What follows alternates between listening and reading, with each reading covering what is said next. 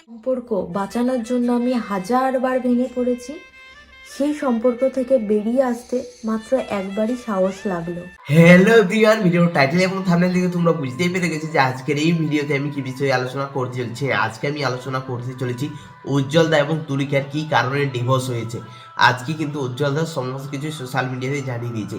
কিছুদিন থেকেই তোমরা কিন্তু পুরো সে নতুন বিয়ে করার পর থেকে কিন্তু সকলে তাকে দোষারোপ করছে যে উজ্জ্বল দাই হয়তো দোষী, তুলিকাদির মতো একটা সাদাসিধে মেয়েকে ঠকিয়েছে এবং নতুন বিয়ে করেছে। কিন্তু গতকাল উজ্জ্বল দা একটি ভিডিও শেয়ার করেছে, ওই ভিডিওটি দেখার পর কিন্তু সমস্ত দর্শক কিন্তু এখন দোষ দিচ্ছে তুলিকাকে। এই ডিভোর্সের পিছনে কিন্তু হাত রয়েছে তুলিকার। আজকের এই ভিডিওতে আমি আলোচনা করতে চলেছি উজ্জ্বল দা এবং তুলিকাদের ডিভোর্সের পিছনে অ্যাকচুয়ালি কার হাত রয়েছে। উজ্জ্বল দা নাকি তুলিকা নিজেই ডিভোর্স নিয়েছে, নাকি তাকে জোর করে ডিভোর্স দিয়েছে। আর আজকে উজ্জ্বল দার সাথে যে নেহার বিয়ে হয়েছে, এটা কি তাদের বাড়ি থেকে দেখাশোনা করে হয়েছে, নাকি উজ্জ্বল দার সাথে নেহার আগে থেকে সম্পর্ক ছিল, সমস্ত কিছু জানিয়ে দেবো আজকের এই ভিডিওতে। তো অবশ্যই কিন্তু ভিডিওটি ধৈর্য সহকারে শেষ পর্যন্ত দেখুন। তো গতকাল উজ্জ্বল দা একটি ভিডিও শেয়ার করেছে, যেখানে কিন্তু উজ্জ্বল দা তুলিকাদিকে আনতে গিয়েছিল, সেখানে কিন্তু একটি কল রেকর্ডিং করেছে। কল রেকর্ডিং নয়, এমনি রেকর্ডিং করেছে। তাদের বাড়িতে যে ঝামেলা হতেছিল সেই ঝামেলাটা কিন্তু রেকর্ডিং করেছে।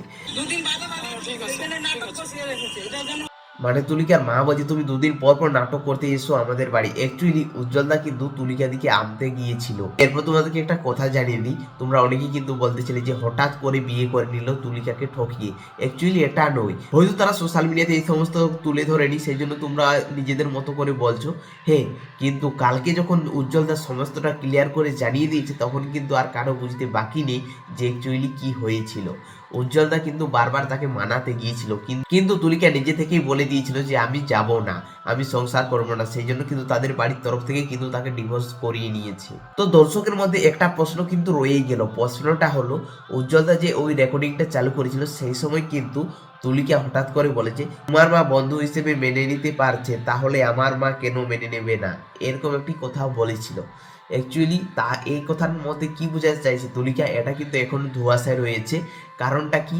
কারণটা এখনো তুলিকা কিন্তু কোনো ভিডিও আপলোড করেনি, এইটার নিয়ে, এই যে উজ্জ্বল দা এই ভিডিওটা শেয়ার করছে, এটার পরিপ্রেক্ষিতে তুলিকা এখনো কিন্তু কোনো ভিডিও আপলোড করেনি। অন্য আরেকজন কমেন্ট করে জানিয়েছে, রেকর্ডিং এ শোনা গেল তুলিকা বলল তুমি কারো সঙ্গে কথা বললে তোমার মা বলে ওটা ওর বন্ধু, তাই তুলিকা বলল তাহলে আমি কেন করতে পারি না, আমারও তো বন্ধু থাকতে পারে।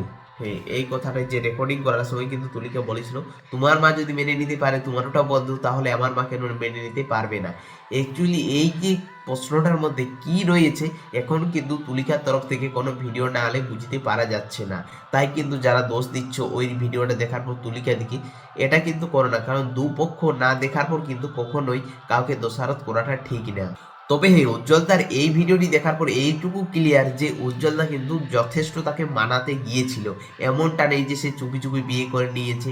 হ্যাঁ, যথেষ্ট তাকে মানাতে গিয়েছিল, কিন্তু তুলিকা নিজে থেকেই কিন্তু তার সাথে সংসার না করবে বলেছে। এরপর কি কারণে না করবে এই সমস্ত কিন্তু এখন আমি বলতে পারছি না, কারণ এইগুলো তারা সোশ্যাল মিডিয়াতে এখনো জানায়নি। সত্যিই তো একজন যেমন কমেন্ট করে জানিয়েছে, দুইজনেরটাই শুনে তারপর বুঝবো কে দোষী, যে রেকর্ডিং করে সে তো জানে রেকর্ড হচ্ছে, তাই সে ভালো কোথায় বলবে যতক্ষণ রেকর্ডিং হবে। হ্যাঁ, উজ্জ্বল দা কিন্তু ওগুলো রেকর্ডিং করেছে, সেই সময় সে তো জানে যে আমার রেকর্ডিং হচ্ছে, সেই জন্য সে তো ভালো কথাই বলবে। দেখো, তাই কিন্তু রেকর্ডিং করে একতরফা কোনোদিন বিচার করা যায় না। তুলিকা দিয়ে যদি ভিডিও আনে তাহলে কিন্তু ক্লিয়ার হয়ে যাবে যে অ্যাকচুয়ালি কে কাকে ঠকিয়েছে।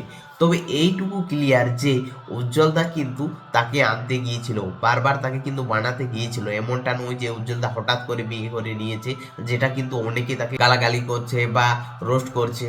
অ্যাকচুয়ালি এটা নয়। আজকে কিন্তু এইটুকু ক্লিয়ার হলো যে হ্যাঁ, উজ্জ্বল দা কিন্তু যথেষ্ট তাকে মানাতে গিয়েছিল। আরেকজন কিন্তু এত বড় একটা দেখতে পাচ্ছ কমেন্ট করছে, এই কমেন্টটা তোমাদেরকে পড়ে শুনিয়ে দিচ্ছি, কারণ সত্যি কমেন্টটা আমার মনে হলো যে তোমাদেরকে জানানো দরকার। কোনো স্বামী মেনে নিতে পারবে না যে নিজের বউ অন্য কোনো ছেলের সাথে কথা বলুক বা ঘুরে বেড়াক। যদি তুলিকা ভালো তাহলে উজ্জ্বলদার সাথে সংসার করতো, ছেড়ে যেত না।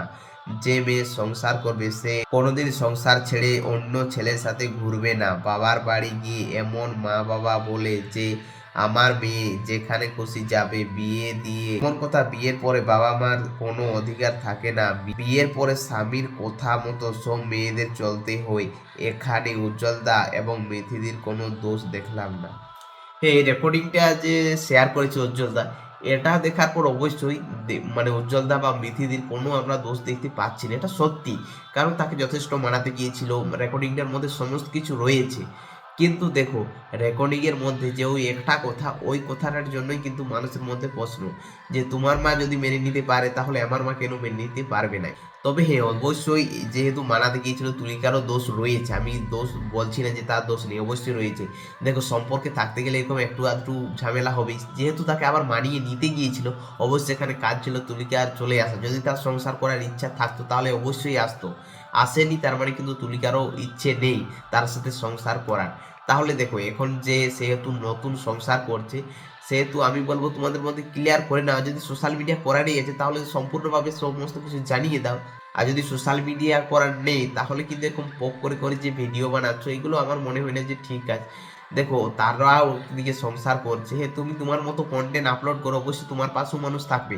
আরেকটা কথা, উজ্জ্বলদা যেটা বললো যে আজকে তুলিকা যেখানে উঠেছে ওটা কিন্তু মিথির থ্রু দিয়ে উঠেছে, এমনকি উজ্জ্বলদা নিজেও বলেছে যে আমি যেখানে রয়েছি এটাও কিন্তু আমি মিথির থ্রু দিয়েই রয়েছি, আমার কোনো পরিচয় নেই, এরকমই একটি সে কথা বলেছে। তো ব্যাপারটা আমি জানিয়ে দিই যে কে কার জন্য ভাইরাল। হ্যাঁ, মিথির তোমরা ব্লগ যে রয়েছে 1 মিলিয়নেরও বেশি সাবস্ক্রাইবার্স যেখানে রয়েছে, মিথি অফিসিয়াল ইউটিউব চ্যানেল যেখানে সে ব্লগ ভিডিও আপলোড করে, ওখানে কিন্তু তার প্র্যাঙ্ক ভিডিওগুলো তোমরা দেখতেই পাচ্ছ, মোস্ট পপুলারের মধ্যেই থাকে তার কিন্তু প্র্যাঙ্ক ভিডিওগুলি।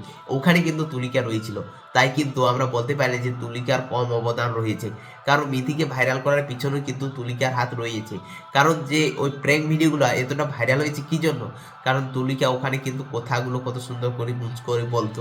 তাই কিন্তু তুলিকাকে যে আজকে বলছো যে তুলিকাকে উপরে উঠিয়েছে, হ্যাঁ অবশ্যই এটা অস্বীকার করার কিছু নেই। কারণ দেখতেই পাচ্ছ আজকে যে ইনস্টাগ্রামে তুলিকার মোস্ট পপুলার ভিডিওগুলি হচ্ছে কিন্তু মিথির সাথে যতগুলো রিলস বানিয়েছে ওইগুলো।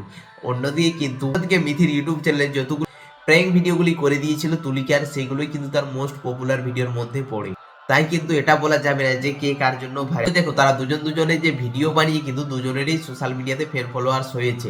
কারণ তুলিকা দির জন্য কিন্তু মিথিও অনেক ফ্যান ফলোয়ার্স পেয়েছে এবং মিথির জন্য কিন্তু তুলিকা অবশ্যই অনেক ফ্যান ফলোয়ার্স পেয়েছে, এটা অস্বীকার করার কিছুই নেই। তো বন্ধুরা, তোমাদের কি মনে হয় অবশ্যই কমেন্টে জানাবে। চলো দেখা হচ্ছে পরের ভিডিওতে খুব তাড়াতাড়ি, ততক্ষণ তোমরা সকলে সুস্থ থাকবে, ভালো থাকবেন। চলো, বাই বাই।